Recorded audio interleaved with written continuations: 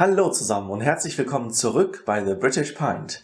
Mein Name ist Christoph und heute möchte ich mal ein Testbier verkosten, was ich nur mit Pilsner Malz gemacht habe. Also mein Standardrezept ist ja immer eine Sorte helles Malz und den Bitterhopfen Northern Brewer, dazu die English Ale Yeast, die ich jetzt vor kurzem mal aufgebraucht habe, und dann habe ich mein Testbier zusammen und ändere dann immer nur einzelne Komponenten, um rauszufinden, wie sich der Geschmack verändert.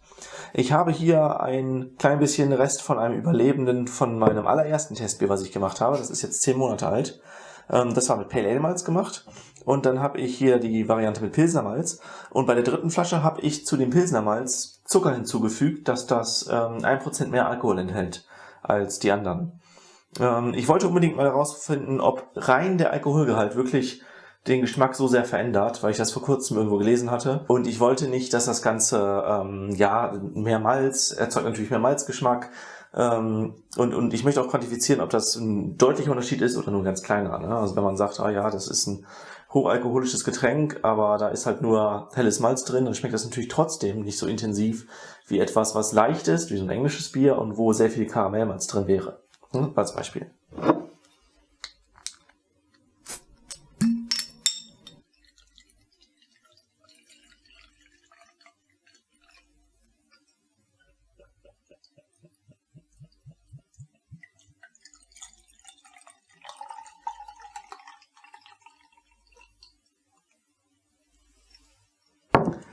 Die englische Ale-Hefe, die ich bis vor kurzem sogar benutzt habe, die ist sehr, sehr klumpend. Das heißt, man kann die sehr leicht hochwirbeln.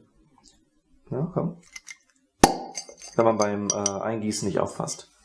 Ich versuche das jetzt hier hefefrei zu machen.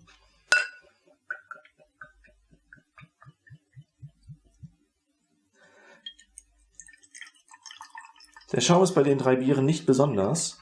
Und ich habe vor kurzem einen Podcast mit Charlie Bamforth gesehen, in dem er das ist ein Spezialist für Schaum aus Amerika. Ich glaube, er ist original Brite. Aber er forscht auf jeden Fall an der Uni und ich meine, das wäre was Amerikanisches. Aber ich bin mir nicht sicher. Jedenfalls ist der Experte für Schaum und der hat gesagt, wenn eine Hefe sehr alt ist und gestresst ist und wenn die gegen Ende ihrer Lebenszeit ist und die Hefe ist bei mir vor kurzem verstorben und ich brauche jetzt eine neue, dann produziert sie nicht so viel Schaum. Die allerersten Biere, die ich mit der Hefe gemacht habe, die waren auch noch sehr schön schäumend, aber ja, das ist jetzt auch noch trüb und so. Von dem Bier kann man jetzt nicht erwarten, dass es eine Referenz ist. Es ist einfach sehr alt. Die sind frisch gemacht, aber mit einer sehr alten, gestressten Hefe. Ich gucke mal, ob die wichtigen Eigenschaften für mich deutlich erkennbar sind. Okay, also was hier noch vorhanden ist, ist dieser Geruch nach Orangenblüte, den ich mit dieser Hefe verbinde. Das riecht schon ganz anders, aber streng genommen kann ich jetzt nicht sagen, dass das an dem Pilsner Malz liegt, weil das ist wahrscheinlich das letzte Bier, was ich mit dieser Hefe noch vernünftig fermentiert habe. Oder das vorletzte? Vielleicht das vorletzte.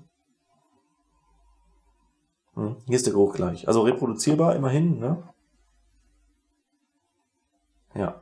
Die Farbe sieht man auch, die ist deutlich heller bei den Pilsner Malz als bei den Pale Ale Malz.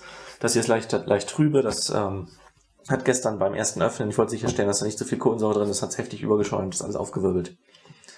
Ja, probieren wir mal.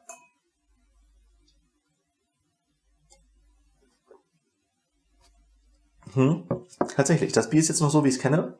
Ein ganz leichter, hefiger Geschmack, aber es hat so einen honigartigen Charakter, den ich bei anderen Bieren, die ich mit Pale Ale Malz herstelle, nicht so sehr wahrnehme, wie bei hier mit dieser Hefe.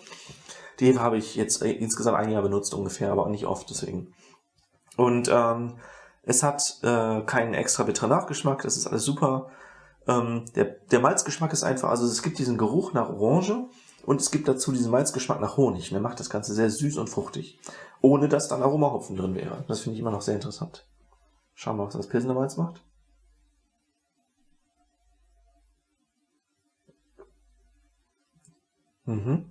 Es schmeckt auch recht süß, also ich meine damit nicht eine echte Süße auf der Zunge, sondern es schmeckt auf eine Art und Weise, die einen an süße Dinge erinnert. Ne? Also zum Beispiel honigartig oder, wie kann man das beschreiben? Also das hier schmeckt nach süßen Keksen, würde ich eher sagen, als nach Honig. Wobei, so ein kräftigerer Honig wäre es eigentlich. Während das hier sehr viel klarer nur Süße ist. Das ist wieder der Unterschied zwischen braunem Zucker und weißem Zucker, wenn man den roh, also so pur essen würde. Das hier schmeckt jetzt, ich muss mal probieren.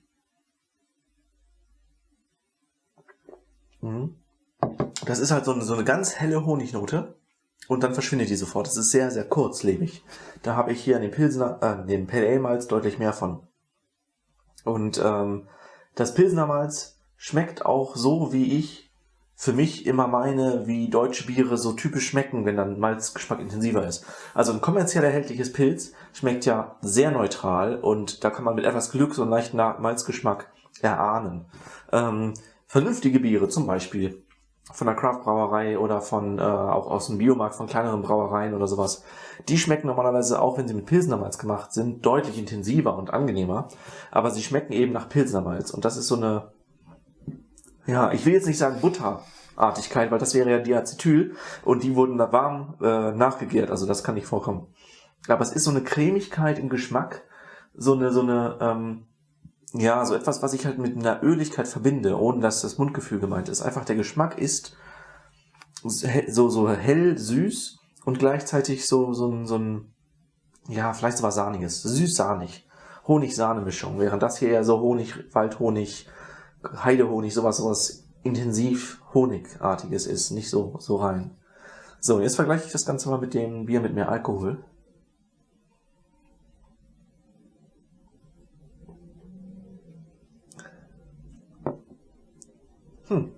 Also der Malzgeschmack ist tatsächlich langanhaltend, das hätte ich nicht gedacht.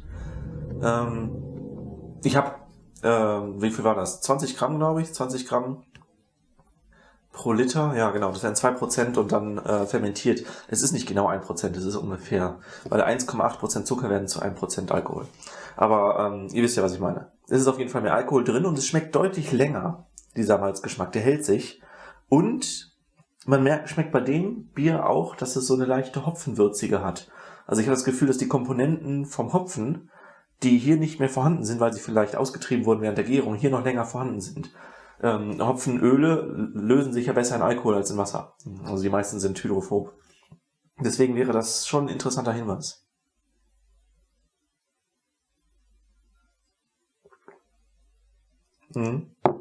Ja, also der Geschmack ist hier deutlich voller. Und das Bier wird jetzt so auf, also die Biere haben beide ungefähr 4,4%. Das Bier wird dann auf 5,4% kommen, würde ich ungefähr sagen. Ja, deutlich voller Geschmack. Finde ich sehr interessant. Also ich kann mir auch vorstellen, dass ein Pilsner Malz in einem schwachen Bier, wie zum Beispiel in den englischen Bieren, überhaupt nicht richtig zur Geltung kommen würde. Und deswegen deutsche Biere mit 5% einfach der Standard sind. Während im Englischen halt die 4% völlig ausreichen, weil der Geschmack einfach auch durch die längere Darre schon viel komplexer ist. Gucken wir nochmal jetzt Vergleich.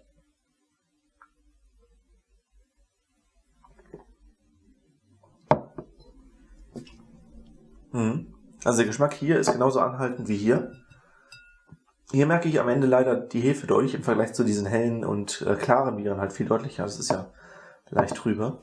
Aber ich finde, das mit 4,4% und Pale Malz ist vergleichbar von der Intensität mit dem Pilsner Malz, 5,4%. Und das bei gleicher Malzintensität, also bei gleicher Menge an Malz, die verwendet wurde, ist das Pilsner Malz halt einfach schwächer. Das ist ja auch nicht schlimm. Ich meine, man kann das dann viel besser für Starkbier zum Beispiel verwenden.